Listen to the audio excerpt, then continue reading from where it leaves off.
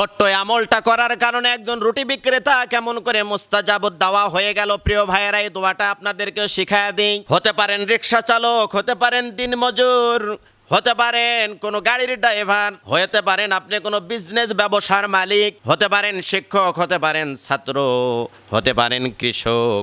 যে কোনো অবস্থায় থাকেন না কেন, এই আমলটি যদি করতে পারেন রুটি বিক্রেতার মতো আপনিও মুস্তাজাবুদ দাওয়া হয়ে যাবে। ছোট্ট ঘটনাটা বলে দিই সংক্ষেপে। প্রিয় ভাইয়েরা, কান লাগান গভীর মনোযোগ। সব সময়ের জন্য এই দোয়াটা মুখ থেকে কখনো ছাড়বেন না।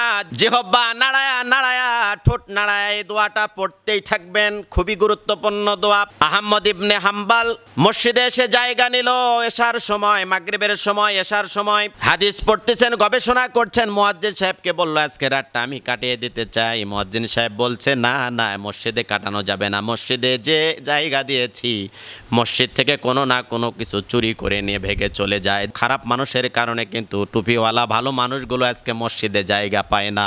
এক সময় বিপদ হলে মানুষের মসজিদে জায়গা পেত, কিন্তু এখন বিপদ হলে আর কোথাও যতই করুণা করেন, কান্না করেন, জায়গা দেয় না। আহমদ ইবনে হাম্বল বের হয়ে পড়লেন, চলে গেলেন। যে দেখলেন বাজারের ভেতরে রুটি বিক্রেতা চুলে আগুন জ্বলে। বললেন, ভাই আমি এখানে আলোতে একটু হাদিস পড়তে চাই।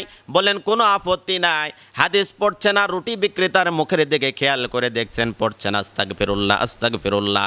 ইমাম আহমদ ইবনে হাম্বল ডাক দেয়া বলে, ভাই রুটিটা তাওয়ার উপরে দেন, তাও বলেন আস্তাগফিরুল্লাহ। আবার টাকা নেন, তাও বলেন আস্তাগফিরুল্লাহ। ক্যাশ বাক্সে টাকা রাখেন, তাও বলেন আস্তাগফিরুল্লাহ। কারণটা কি? রুটি বিক্রেতা ভাই বলছে, জীবনে যা চেয়েছি মালিক আমারে সব কিছু দান করেছেন, কোনো কিছুই অপূর্ণতা নাই।